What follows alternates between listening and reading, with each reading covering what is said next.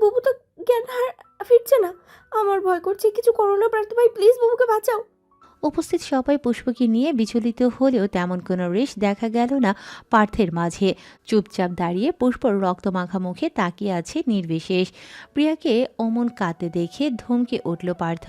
চুপ কর, মরে যায়নি তোর বোন, এত কেন কাঁদছিস? এত সহজে মরবে না ও। প্রথমে আমাকে জ্বালিয়ে মারবে, এর পরেই না মরবে। এতক্ষণের ভয় তো অসহায় চাহনি নিমেষেই বদলে গেল প্রিয়ার। সেখানে ভর করল বিস্ময় ও একরাশ বিষণ্ণতা। হৃদয় থমকে উঠল পার্থকে। এটা কোন ধরনের কথা পার্থ? ও তোর বউ, একটু তো কেয়ার কর। মেয়েটা সেন্সলেস হয়ে পড়ে আছে, মাথা ফেটে গেছে, তোর কি একটুও খারাপ লাগছে না? অন্তুও বলল। তুমি সবসময় পুষ্পাপুকে নিয়ে এত খারাপ কেন ভাবো ভাই? আবার জ্ঞান নেই তবুও এগুলোই বলছো তুমি। প্রান্ত পুষ্পর শিওরে দাঁড়িয়ে কাঁদতে কাঁদতে বলল। পার্থ সবার প্রশ্ন এড়িয়ে গিয়ে অন্তুকে স্বাভাবিক স্বরে বলে উঠল। অন্তু, প্রিয় আর প্রান্তকে বাড়িতে নিয়ে যা। অন্তর কিছু বলার আগে প্রিয়া শক্ত গলায় বলল। কোথাও যাবে না আমি বুবুকে ছাড়া। হৃদয় ভাই ডাক্তারকে আরেকবার ফোন করুন না, দেখুন না কোথায় আছে। পার্থ এগিয়ে এলো, বলল গম্ভীর স্বরে। তোদের যেতে বলেছি, যাবি ব্যাস। প্রিয়াকে উদ্দেশ্য করে কথাটুকু বলে পুষ্পকে কোলে তোলার জন্য নিচু হলো হাত বাড়িয়ে। প্রিয়া হুট করে বলে ফেলল। ছোবে না তুমি, আমার বুবুকে একদম ছোবে না। তোমার কোনো অধিকার নেই আমার বুবুকে ছোঁয়ার। পার্থ পুষ্পকে না তুলে পিঠ সোজা করে দাঁড়ালো, সরু চোখে তাকিয়ে বলল। তুই আটকাবি আমাকে ওকে ছোঁয়া থেকে? দুই বোন সবসময় অধিকারের কথা বলবি না একদম। আমি অধিকার দেখালে টিকতে পারবে তোর বোন? সর সামনে থেকে। প্রিয়াকে তোয়াক্কা না করে পুষ্পকে কোলে তুলে নিল। কপাল থেকে রক্ত পড়া এখনো বন্ধ হয়নি। পার্থ এক পলক পুষ্পর দিকে তাকিয়ে অন্তকে বলল। প্রিয়কে বাসায় নিয়ে যা, কার্তিক আমার সাথে আয়। প্রিয়া নাকচ করে বলল। আমি বাসায় যাবো না এখন। তুমি বুবুকে কোথায় নিয়ে যাচ্ছ? মারতে নিয়ে যাচ্ছি তোর বুবুকে। প্রিয়া ভয়ে আর্তনাদ করে উঠল। কি বলছো? ছাড়ো বাবুকে। তুমি পাগল হয়ে গেছো ভাইয়া, ছাড়ো বাবুকে। প্রিয়া এগিয়ে গিয়ে পার্থকে থামাতে নেয়। অন্তু এসে আটকে দেয় তাকে, হাত ধরে টেনে বলে। কিচ্ছু হবে না আপুর, তুই থাক এখানে। আবুকে হসপিটালে নিবে ভাই। প্রিয়া থামলো অন্তুর কথায়, পরপর হন্যে হয়ে বলল। তাহলে আমিও যাবো, আমাকেও নিয়ে চলো। ততক্ষণে পার্থ বেরিয়ে গেছে রুম থেকে।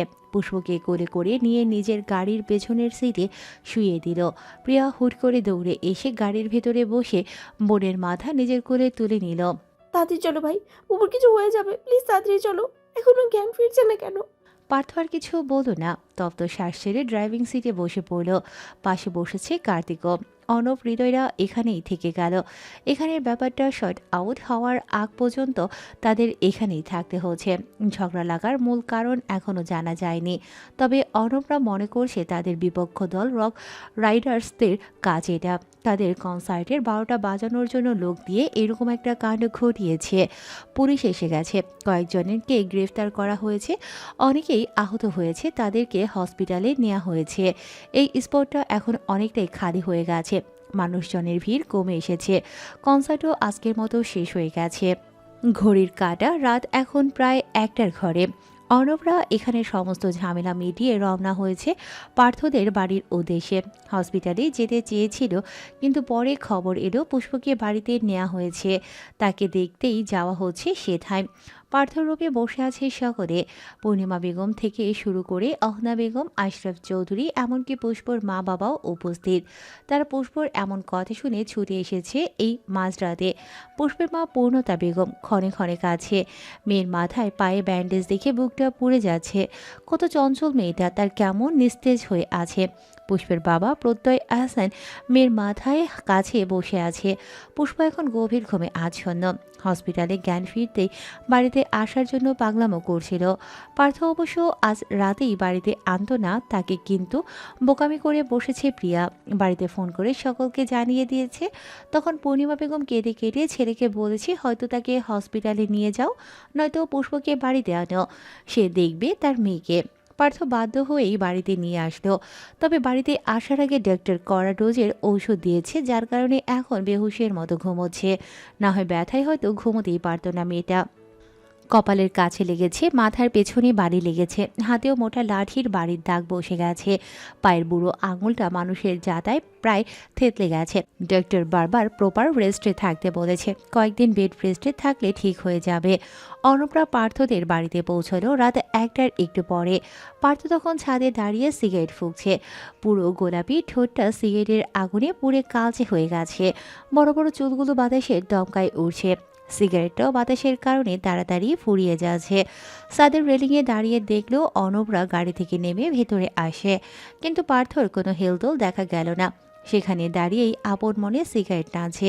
নিচে যাওয়ার প্রয়োজন বোধ করল না হয়তো। হৃদয়রা বাড়ির ভেতরে এসে দেখলো সবাই পুষ্পকে ঘিরে আছে। টুকটাক কথা বলছে কি করে দুর্ঘটনাটা হলো, পুষ্পর কি করে লাগলো, এসবই আর কি।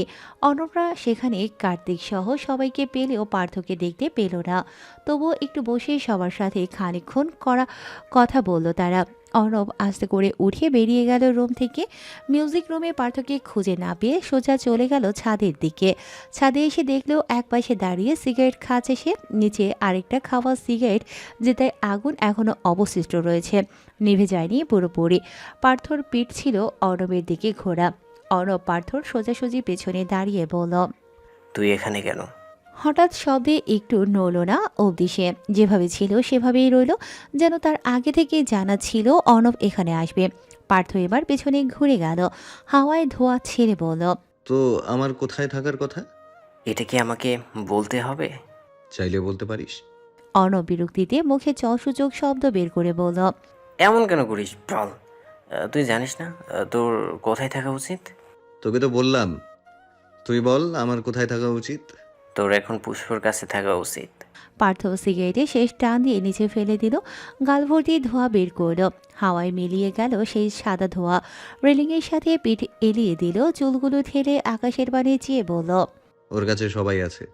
কিন্তু ওর তো সবচেয়ে বেশি তোকে প্রয়োজন।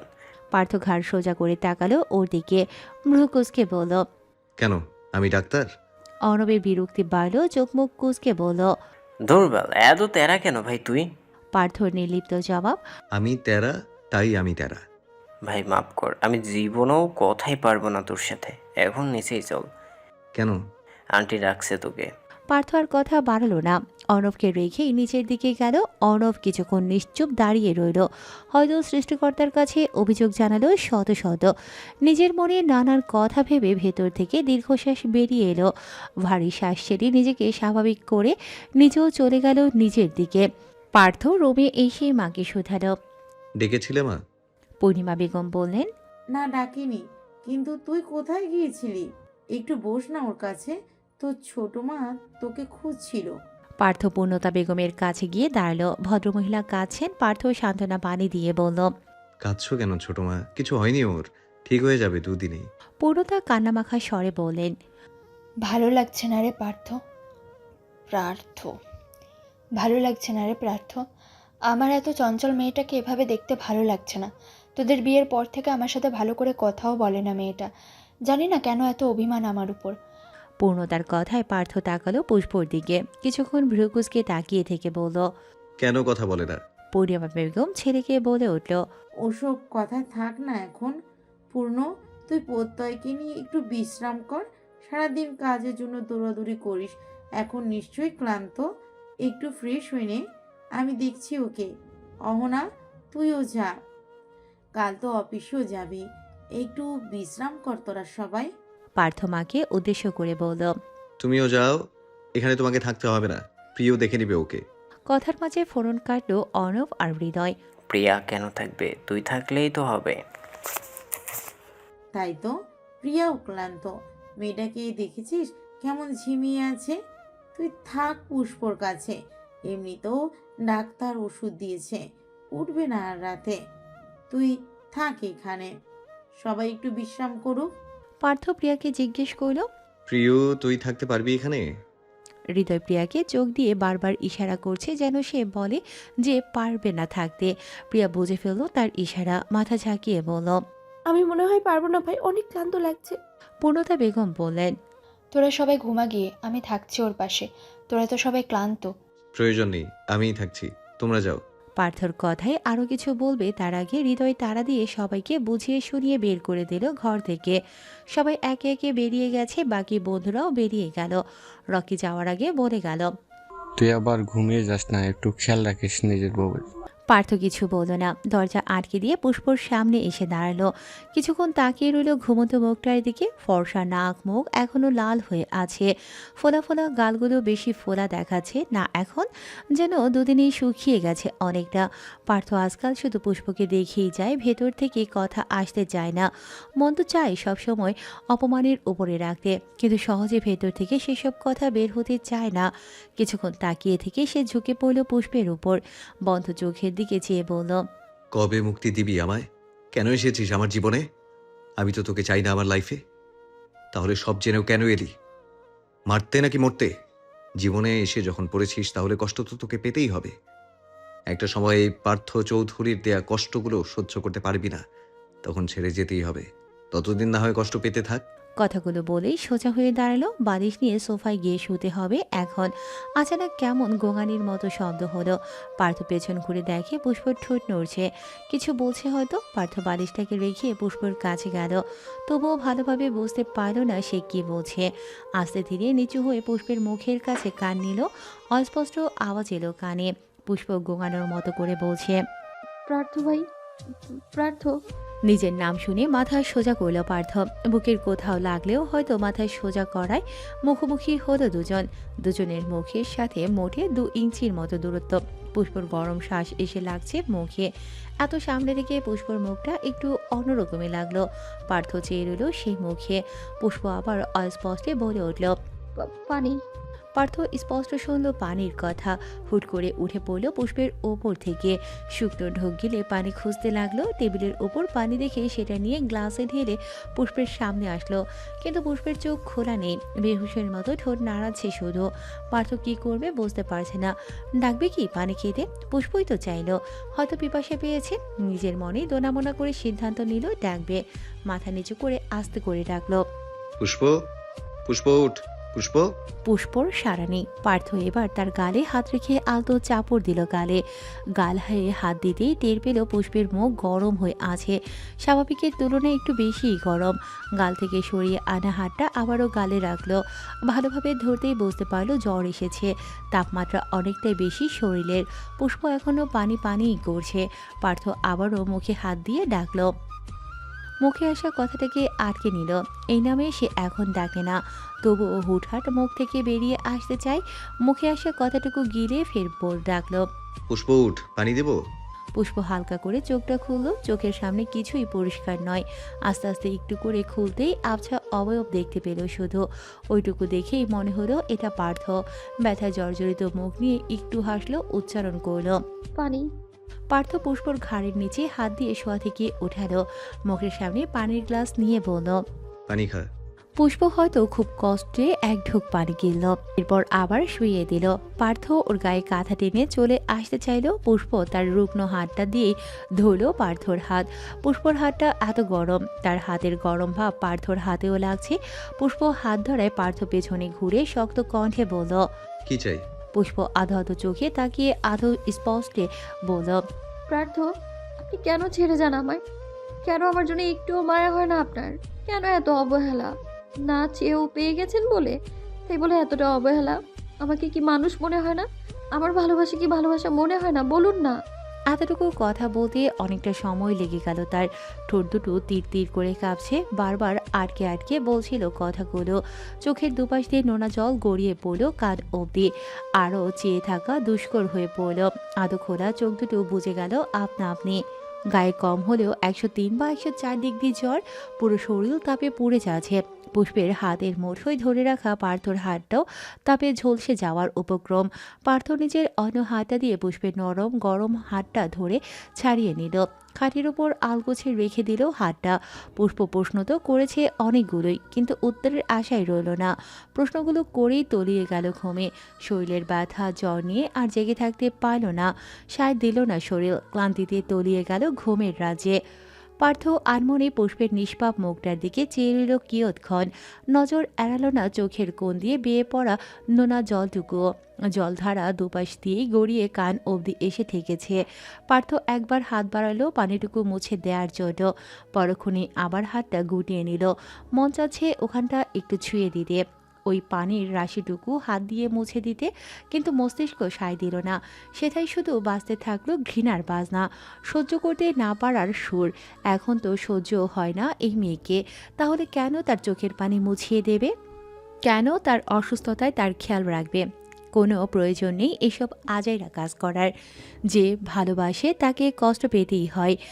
পার্থ তো তাকে বলেনি যে আয় আমাকে ভালোবাস। সে কেন জেনে শুনে স্রোতে ভাসা নদীতে পা ফেলেছে? নদী তো তাকে টেনে নেবেই, স্রোতে ভাসিয়ে নিয়ে যাবে বহুদূর, যেখান থেকে ফেরার কোনো পথ নেই। হয় ভেসে যাও, নয় ডুবে মরো। এসব ভেবে ভেবে হাতটা গুটিয়ে নিল, আরও একটু চলে যেতে চাইল এখান থেকে, কিন্তু চোখ দুটো আটকে রয় সেই অশ্রুধারায়। কেমন চিকচিক করছে বেয়ে পড়া পানির জায়গাটা।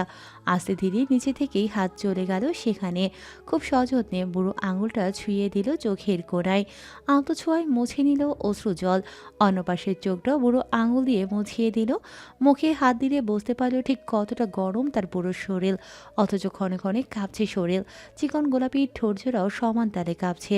একটা ব্ল্যাঙ্কেট পুষ্পর গায়ে আগে থেকেই দেয়া ছিল, কাবার থেকে আরেকটা এনে সেটাও উপর দিয়ে দিয়ে দিল যাতে শীত কম লাগে। গায়ে ব্ল্যাঙ্কেট জড়িয়েই পার্থ চলে গেল সোফায় ঘুমানোর জন্য।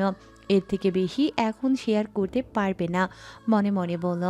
পার্থ চৌধুরীর সেবা কখনোই পাবি না প্রাপ্তি এহসানা। শুধুমাত্র মায়ের জন্য তোকে টলারেট করছি। একদিন তোকে আমার জীবন থেকে বের করে দেব, মুছে ফেলবো তোর নাম। ইউভান পার্থ চৌধুরীর নামের পাশে আর প্রাপ্তি এহসানা পুষ্প নামটা থাকবে না। চিরজীবনের জন্য মুছে ফেলবো তোর এই নাম। সকালের শীতল শীতল পরিবেশ, বেশ ঠান্ডা ঠান্ডা আবহাওয়া। আজ হয়তো বৃষ্টি হবে। খুব একটা সময় হয়নি সকাল হয়েছে, ভোর সকাল বলা যায়। এই ভোরেই পুষ্পর ঘুম ভেঙে গেল। চোখ খুলে প্রথমে এদিক ওদিক তাকালেও বুঝতে পারল এটা পার্থের রুম। দেয়াল ঘড়িটায় দেখতে পেল সবে 5:30 বেজেছে। পুষ্প শোয়া থেকে উঠে বসতে চাইল, কিন্তু মাথাটা এত ভার লাগছে, ঠিকঠাক উঠে বসতেও কষ্ট হচ্ছে। কপালে হাত রাখলে বুঝলো মাথায় ব্যান্ডেজ। মনে পড়ে গেল কালকের সব ঘটনা। কিছুক্ষণ চোখ বুজে বসে রইল বিছানায়। মাথাটা প্রচণ্ড ভার, হালকা ব্যথাও অনুভব করছে। চোখটা খুলে সামনে তাকাতেই দেখল পার্থ সোফায় শুয়ে আছে। গায়ের কাঁথাটা পড়ে আছে নিচে, হয়তো শীত করছে। একদম কাচুমাচু হয়ে শুয়ে আছে। পুষ্প উঠল ওর গায়ে কাঁথা দিয়ে আসতে, কিন্তু শরীর সায় দিল না। মাথাটা ভারের জন্য হাঁটতে কষ্ট হচ্ছে, আবার পায়ের ব্যথা, পায়ের আঙুলটাও ব্যথা। এরকম ব্যথা নিয়ে নিজের এক প্রকার জোর খাটিয়ে খুঁড়িয়ে হেঁটে গেল পার্থের কাছে। কাঁথাটা উঠিয়ে জড়িয়ে দিল তার গায়ে। পার্থের চুলগুলো একটু বড় বড় থাকায় অগোছালো হয়ে পড়ে আছে সমস্ত কপাল জুড়ে। মন চাইল চুলগুলোকে একবার হাত দিয়ে গুছিয়ে দিতে। হাতটা এগোলো, কিন্তু পরক্ষণেই আবার গুটিয়ে নিল। দরকার কি এত যত্ন করার? যে যত্ন ভালোবাসার মর্ম বোঝে না তাকে অযত্নে রাখাই উচিত। অযত্নে থাকতে থাকতেই একদিন বুঝবে যত্নে থাকার মর্ম। পুষ্প ঘুরে পা বাড়ালো চলে যাওয়ার জন্য। অমন সময় দরজায় টোকা দিল পূর্ণিমা বেগম।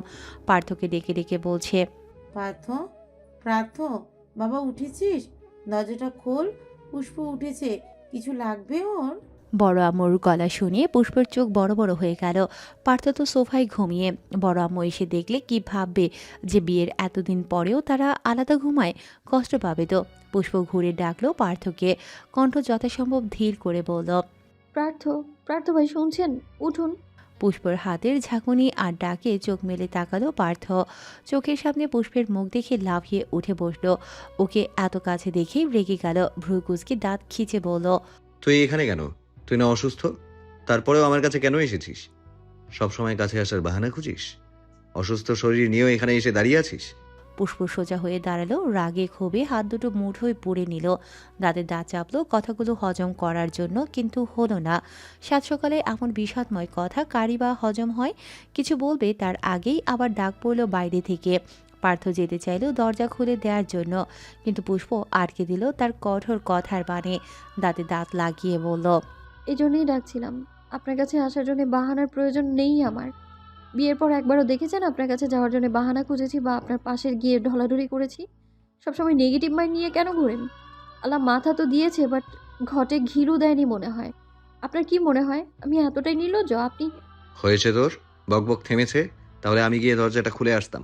পার্থর কথায় পুষ্প থেমে গেলেও আবার খেপে উঠল, বলল, না হয়নি। একটা বিষয় আগে ক্লিয়ার করে দিই। এখানে এসেছিলাম আপনাকে ডাকতে। বড় আম্মু আপনাকে সোফায় দেখলে খারাপ ভাবতে পারে, টেনশনে পড়তে পারে, যেটা বড় আম্মুর জন্য মোটেও ভালো নয়। সেজন্যই ডাকতে এসেছিলাম। ওখান থেকে ডাকলে শুনতেন না। এই জন্যই এখানে এসেছি। আপনাকে দেখার জন্যে বা আপনার কাছে আসার জন্যে নয়। আমি আগেও বলেছি আমি ভালোবাসার জন্য ভিখারি হব না, নির্লজ্জও হব না। চাইলে আমাকে মেনে নিবেন, না চাইলে না। না নিবেন আপনি। তবুও আমার উপর বাজেভাবে আঙুল ওঠাবেন না। আপনার এত অপমান সহ্য করে এখনও এখানে আছি শুধুমাত্র বড় আম্মুর অসুস্থতার জন্য। এর বেশি ভাবার দরকার নেই। সুযোগ দিয়েছিলাম, সেটার ডেট ওভার হয়ে গিয়েছে। সময় এলে আমি নিজে আপনার জীবন থেকে, এই পরিবার থেকে অনেক দূরে চলে যাব। বারবার আমাকে হেয় করার চেষ্টাও করবেন না। যান, বালিশ কাঁথা বিছানায় রেখে দরজা খুলে দিন। এত বড় একটা ভাষণ দিয়ে ঘুরে গেল চলে যাওয়ার জন্য। অসুস্থ শরীর নিয়ে এই কথাটুকু খুব কষ্ট করে বলল। মাথা প্রচণ্ড ব্যথা, ভার থাকা সত্ত্বেও কঠোরভাবে দাঁড়িয়ে কঠোরতা বজায় রেখেই বলেছে কথাগুলো। পুষ্প ঘুরতেই পার্থ তার হাতের বাহু ধরে জোরে টান দিয়ে নিচের দিকে ঘোরালো। পুষ্পর মাথা চক্কর কেটে উঠল, সাথে সাথে দুহাতে চেপে ধরল মাথা। পার্থ দাঁতে দাঁত চেপে বলল, একটা থাপ্পড় দিলে না সব বড় বড় ডায়লগ বেরিয়ে যাবে। আমার সামনে একদম ডায়লগ দিবি না। তোর গায়ে হাত তুলতে দুবারও ভাববো না আমি। পুষ্প নিজের হাতটা ছাড়িয়ে নিয়ে বলল, জানি আমি আপনি গায়ে হাত তুলতে পারবেন, জানি। কিন্তু আমি ভয় পাই না মিস্টার ইউভান। নিজেকে খুব বড় কিছু মনে করবেন না কখনোই। উপরে উঠতে উঠতে হুট করে মাটিতে পড়তে সময় লাগবে না কিন্তু। এখন আপনার যদি ঝগড়া করার ইচ্ছে থাকে তো একা একা বকবক করুন। আমাকে আর একটা কথাও বলবেন না। যদি ইচ্ছে হয় দরজাটা খুলে দিয়েন। বড় আম্মু হয়তো এখনও দাঁড়িয়ে আছে বাইরে। কথাটুকু বলে পুষ্প আস্তে আস্তে হেঁটে চলে গেল বিছানার কাছে। পার্থ দু হাত মুঠো করে নিল, হাতের রগগুলো ফুলে উঠল, চোয়াল শক্ত করে আছে, রাগে গলার রগগুলো ফুলে উঠেছে, কপালে চুলের আড়ালে ফুলে উঠেছে নীল রগগুলো। আজকাল পুষ্পকে ঠিকঠাক চিনতে পারছে না পার্থ। কাল রাতেও তার ভালোবাসা পাওয়ার জন্য কতটা আকুতি জানালো, অথচ আজ সকালে সব চেঞ্জ হয়ে গেল। এত বড় বড় কথা ফুটে গেল মুখে। এত কিছুর পরও পার্থ আর পুষ্পকে কিছু বলল না। বাইরে মা দাঁড়িয়ে আছে, এখন কোনো ঝামেলা করলে সমস্যা হবে। তাই দুবার বড় বড় শ্বাস নিয়ে গেল দরজা খুলতে। দরজার ওপাশে কাউকে পেল না। পূর্ণিমা বেগম হয়তো ডেকে সাড়া না পেয়ে আবার চলে গেছে। পার্থ আর দরজা আটকালো না, খোলা রেখেই ঢুকলো ঘরে। পুষ্পকে এখন কয়েকটা কথা না বললেই নয়, কিন্তু পুষ্পর দিকে তাকাতেই দেখলো পুষ্প দু হাতে মাথার দুপাশ ধরে আছে। হয়তো মাথায় ব্যথা করছে, শরীর অসুস্থ বলে আর কিছু বলল না। এখন নিজেরও ওর সাথে কথা খরচ করতে ইচ্ছে করছে না, তাই বেরিয়ে গেল রুম থেকে। মিউজিক রুমে বসে একটু শান্তির খোঁজ করবে এখন। বেলা একটু গড়িয়েছে, সময় এখন ঘড়ির কাঁটায় প্রায় 8টা। ড্রয়িং রুমে সকলে বসে আছে। পুষ্প এসেছে, পূর্ণতা বেগম দেখা করতে গিয়েছিলেন, তখনই মাকে বলে নিচে এসেছে। রুমে বসে থাকতে আর ভালো লাগছিল না, মায়ের সাহায্যে নিচে নেমে এসেছে। পূর্ণিমা বেগম এবং প্রত্যয় সাহেব আজকেই চলে যাবেন। মেয়ের অসুস্থতায় থাকতে পারছেন না তারা, দুজনেই চাকরিজীবী। পুষ্পর বাবা একজন সরকারি কর্মকর্তা এবং মা একটা হাই স্কুলের টিচার। দুজনেরই ছুটি মঞ্জুর হবে না, তাই তাদের যেতেই হবে নিজেদের কাজে। সময় হয়ে এসেছে চলে যাওয়ার, একটু পরেই বেরিয়ে যাবে তারা। সবার কথা বলার এক ফাঁকে পুষ্প বলে উঠল, আম্মু আমি বাসায় যাব, আমাকে বাসায় নিয়ে চলো। উপস্থিত সকলের চোখ গিয়ে পড়ল পুষ্পর উপর। পূর্ণতা বেগম বললেন, কেন রে, এ সময় তোকে বাড়িতে নিয়ে কিভাবে? বাড়িতে তো কেউ থাকবে না। আমি তোর বাবা সারাদিন কাজের জন্য বাইরে থাকবো। প্রিয়া তোকে একা দেখে রাখতে পারবে না। এখানে আপা আছে, প্রার্থ আছে, সবাই আছে, তোর খেয়াল রাখতে পারবে। আর কয়েকটা দিন থাক, একটু সুস্থ হ, তখন এসে নিয়ে যাব, কেমন? পুষ্প শুনতে চাইল না কথা, মাথা নিচু করে মন খারাপ করে বলল, আমি বাসায় যাব আম্মু, আমায় নিয়ে চলো। আব্বু আমি বাসায় যাব। প্রত্যয় সাহেব মেয়েকে প্রশ্রয় দিলেন, বললেন, পূর্ণ, ও যখন যেতে চাইছে তাহলেই নিয়ে যাই। কিন্তু পুষ্প আমাকে একটা কথা বল, তোর এখানে থাকতে খারাপ লাগছে? পার্থ তোর সাথে খারাপ ব্যবহার করে? এবার সবার চোখ আটকালো প্রত্যয়ের দিকে। ভদ্রলোক প্রথমেই চাননি তার মেয়ের সাথে পার্থর বিয়ে হোক, তবুও ওই যে অসুস্থ মানুষটা আর তার স্ত্রীর জন্য বিয়ে দেয়া। এখন মেয়ে যদি একবার বলে সে এখানে থাকবে না, তাহলে ভদ্রলোক আর এক মুহূর্ত দেরি করবে না। মেয়ে যা চাইবে এবার তাই হবে। পূর্ণিমা বেগমও পুষ্পকে প্রশ্ন করল, তুই হঠাৎ যেতে চাইছিস কেন রে মা? তোর কষ্ট হচ্ছে এখানে থাকতে? পার্থ কিছু বলেছে? পুষ্পর চোখ টলমলো করছে, চোখ লুকাতে মাথা নিচু করলো, বলল, তেমন কিছু না, আমার অ্যালার্জির কথা মনে পড়ছে, আমি অ্যালার্জির কাছে যাব। সবার জানিয়ে জানিল। সবাই ভেবেছে কি না কি হয়েছে, কিন্তু সে তো আর অ্যালার্জির জন্য মন খারাপ করে আছে। প্রিয়াও একই কথা বলল। আমারও রে বাবু। অন্তু প্রিয়ার মাথায় টোকা দিয়ে বলল, কতদিন হয় আবার? 2 দিনই তো হলো তোরা এখানে এসেছিস। প্রিয়া মাথায় হাত দিয়ে চেঁচিয়ে উঠল অন্তুর ওপর। তুমি চুপ করো অন্ধের বাচ্চা। তুমি কি বুঝবে আমাদের ভালোবাসা? এলাচিকে ছাড়া আমরা একদিনও থাকতে পারি না, সেখানে 2 দিন আমাদের কাছে অনেক কিছু। পূর্ণিমা বেগম বললেন, হয়েছে, তোরা থাম, আমি এলাচিকে আনার ব্যবস্থা করছি। অন্তু বলল। কিন্তু পার্থ হয়তো এটাকে পছন্দ করে না, যদি আবার রাগ করে। প্রিয়া আবার চেতে উঠল। এই অন্ধের বাচ্চা, ওটা বললি কেন? ওটা কি শব্দ? ওর নাম এলাচি, নাম ধরে রাখবি, একদম এটা ওটা বলবি না। অন্তু প্রিয়ার মাথায় আরেকটা থাপ্পড় মেরে বলল, তুই আমাকে তুই তুই করে ডাকলে আমিও ওটাকে এটা ওটাই বলেই ডাকবো। ফেলটুস কথাকার। অন্ধের বাচ্চা। প্রিয়া তেড়ে যেতে চায়, তার আগেই মেয়েকে ধমক দিয়ে উঠলেন পূর্ণতা এবং প্রত্যয়। চুপ কর প্রিয়া, দিন দিন অসভ্য হচ্ছিস। ও তোর বড় না, তুই করে কেন কথা বলিস? প্রত্যয়ও বললেন, প্রিয়া, আমরা তোকে এরকম শিক্ষা দিইনি। সরি বল অন্তকে, আর কখনো তুই বলবি না। অন্তুই আবার বকা খাওয়া থেকে বাঁচাতে চাইল প্রিয়াকে, বলল, সমস্যা নেই আঙ্কেল, ও মজা করে আমার সাথে, এসব নিয়ে আমি মাইন্ড করি না। আপনি বইকেন না। প্রিয়া বিড়বিড় করে বলল।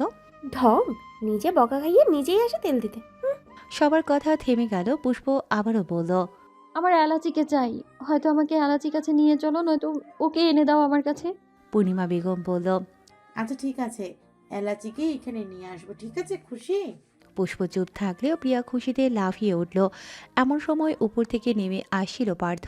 কালো শার্ট জড়ানো গায়ে, হাতে ঘড়ি, চুলগুলো আজ ঝুটি করা নেই, সবগুলো পেছনে ঠেলে দেয়া। হাঁটার কারণ বারবার সামনে আসে সেগুলো, আবার হাত দিয়ে ব্যাগ ব্রাশ করে পেছনে ঠেলছে সে। পুষ্পকে আসতে দেখে আজ আর তাকিয়ে রইল না, মুখ আমাবস্যার মতো ভার করে তাকালো অন্যদিকে। পার্থ একবার পুষ্পের হাবভাব দেখে নিয়ে দাঁড়ালো পূর্ণিমা বেগমের সামনে সামনে এসে বলল, ছোট মা, আঙ্কেল কি বাসায় যাচ্ছ? থাকবে না? না রে বাবা, আমার তো স্কুলে ছুটি নেই, তোর আঙ্কেলেরও ছুটি হবে না, নয়তো থেকে যেতাম। ঠিক আছে চলো, আমি ওদিকেই যাচ্ছি, তোমাদের নামিয়ে দেব। পূর্ণিমা বেগম বললেন। কিন্তু আজ তো মনে হয় বৃষ্টি হবে রে পার্থ, আজ বাইরে না গেলি। কিচ্ছু হবে না মা, আমি গাড়িতে থাকবো, বৃষ্টির পানি লাগবে না শরীরে। যখন গাড়ি থেকে নামবি তখন তো লাগবে। মা টেনশন করো না, ওইটুকুতে কিছুই হবে না। পূর্ণিমা বেগম আর বাদ সাধলেন না। পার্থর এই একটা জিনিস খুব নাজুক, বৃষ্টির পানি মাথায় পড়লে জ্বর আসে, কঠিন রকমের জ্বর। এজন্য পূর্ণিমা কখনোই ছেলেকে বৃষ্টিতে ভিজতে দেয় না। পার্থ সবসময় বৃষ্টি এড়িয়ে চলে। পার্থ যখন যাবে, তাই পূর্ণতা বেগম ভাবলেন অ্যালাচিকে না হয় পার্থর কাছেই পাঠিয়ে দেবে। শোন পার্থ, পুষ্প আর প্রিয়া বলছিল এলাচিকে ওদের কাছে এনে দিতে, তুই নিয়ে আসতে পারবি? অ্যালাচির নাম শুনে পার্থর চোখ মুখ কুঁচকে গেল। ওইভাবেই বলল, ইউ নো ছোট মা, I just hate this animal. ওটাকে আমি আমার বাড়িতে আনবো না। বলছিলাম তো আমাকে নিয়ে চলো, আমার অ্যালাচিকে লাগবে, ওর কাছে 2 দিন থেকে চলে আসবো আমি। পুষ্প খানিক রাগ দেখিয়ে মায়ের উদ্দেশ্যে বলল কথাটুকু। পূর্ণিমা বেগম বলল, তোকে যেতে হবে না পার্থ না আনুক, আমি অন্তকে দিয়ে আনিয়ে দেব। এলাচি এখানেই থাকবে, তোকে কোথাও যেতে হবে না। আজকের আবহাওয়াটা খুব বেশি ভালো নয়, খারাপই বলা চলে। সারাদিন থেমে থেমে বৃষ্টি হচ্ছে, বৈরী হাওয়া বইছে, শীত শীত ভাব আসছে তাতে। পূর্ণিমা বেগম মাথা ভর্তি চিন্তা নিয়ে বসে আছেন। ছেলেটা তার সেই সকালে বেরিয়েছে, এখন বিকেল, তবুও তার আসার খবর নেই। বাড়িতে আসেনি সে নিয়ে খুব একটা চিন্তা নেই, কারণ পার্থ বেশিরভাগ সময়ই বাড়ির বাইরে থাকে। কিন্তু এই বৃষ্টির দিন হলে তিনি তাকে কোথাও যেতে দেয় না। পার্থ যায় না কোথাও, আজ না জানি কোথায় আছে। বৃষ্টিতে ভিজে না, আবার জ্বর ঠান্ডা লাগিয়ে দেয়। পুষ্প তাকে এত চিন্তিত হয়ে বসে থাকতে দেখে বিরক্ত হয়ে বলল, এত চিন্তা করছো কেন বড় আম্মু? কিছু হবে না তোমার ছেলের, সে জানে কি করলে কি হবে, তুমি টেনশন নিও না। ডক্টর তোমায় স্ট্রেস মুক্ত থাকতে বলেছে। কি করব, চিন্তা তো হয় রে। জানিসই তো শেষবার যখন জ্বরটা আসলো তখন কেমন অবস্থা হয়েছিল ছেলেটার। প্রিয়া বলল, এত চিন্তা করো না তো, এখন বুবু আছে না খেয়াল রাখার জন্য। পায়ে অসুস্থ হলে বুবু যত্ন নিবে, তাই না বুবু? বড় আম্মুর সামনে এরকম কথা বলায় পুষ্প শুধু মুখে টুকুই বলল। মনে মনে ভাবল যত্ন আর কি নেবে, যে যত্ন নিতে চায় না তাকে অযত্নে ফেলে রাখাই ভালো। প্রান্ত চোখ মুখ কুঁচকে বলল, কেন কেন ফুলাপু কেন পারতো ভাইয়াকে যত্ন করবে? ফুলাপু পারবে না, আপু তো নিজেই অসুস্থ। প্রিয়া ওকে ভেঙচি কেটে বলল, ইস, ভাইয়ের চেয়ে ফুলাপুর জন্য দরদ বেশি ওনার। তো তুই বিয়ে করলি ওকে? আমি বড় হলে আমি বিয়ে করতাম, তবু পারতো ভাইয়ের সাথে বিয়ে দিয়ে ফুলাপুকে কষ্ট পেতে। পুষ্প আটকে দিল তাকে, আর কিছু বলতে দিল না পূর্ণিমা বেগমের সামনে। প্রান্ত, এরকম বলতে নেই জানিস না, এগুলো বলে পাপ হয়। ঠিক আছে বলবো না, কিন্তু তুমিও পারতো ভাইয়ের সেবা করবে না? পূর্ণিমা বেগম হেসে বললেন, ঠিক আছে, তোর ফুল আপু তো নিজেই অসুস্থ, আগে ওর সেবা করতে হবে, তারপরেই না ও পার্থর সেবা করবে। আচ্ছা পুষ্প, আমাকে একটা কথা বলতো, পার্থ এখন তোকে ফুল বলে ডাকে না কেন? ওই দিন দেখলাম তোকে পুষ্প বলে ডাকছে, ও তো তোকে পুষ্প বলে ডাকে না। যেই জিনিসের ভয় ছিল সেটাই ধরে ফেলল।